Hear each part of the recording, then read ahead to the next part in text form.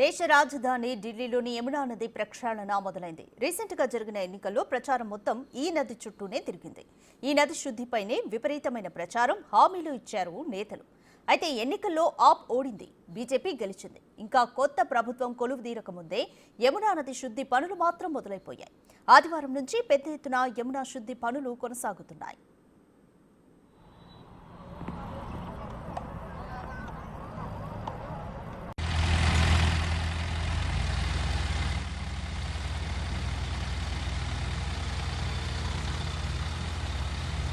ఈ క్లీనింగ్ పనులను Delhi lieutenant governor వీకే సక్సేనా ప్రత్యక్షంగా పరిశీలిస్తున్నారు. ట్రాష్ స్కిమ్మర్లు, కలుపు హార్వెస్టర్లు, డ్రెడ్జ్ యూటిలిటీ క్రాఫ్ట్తో నదిని శుభ్రపరిచే పనులు కొనసాగుతున్నాయి.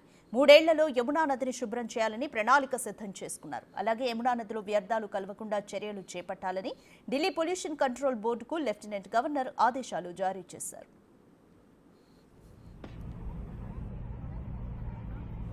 అయితే ఇదే ఊపుతో పనులను కొనసాగిస్తారా లేక 3 నాళ్ల ముచ్చటేనా అనేది మరికొన్ని రోజుల్లో తేలనుంది. ఇప్పటికే కొన్ని ఘాట్లలో వేగంగా పనులు కొనసాగుతుండగా మరికొన్ని ప్రాంతాలకు మాత్రం ఇంకా ఎలాంటి యంత్రాలు చేరుకోలేదు. త్వరలోనే అక్కడ కూడా పనులు ప్రారంభిస్తామని చెబుతున్నారు అధికారులు.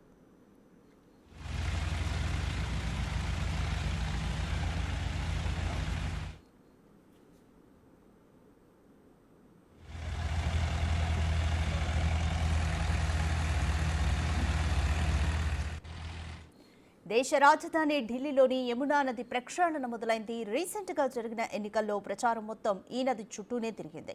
ఈ నది శుద్ధిపైనే విపరీతమైన ప్రచారం, హామీలు ఇచ్చారు నేతలు.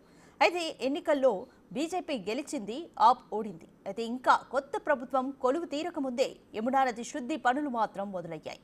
ఆదివారం నుంచి పెద్ద ఎత్తున యమునా నది శుద్ధి పనులు కొనసాగుతున్నాయి.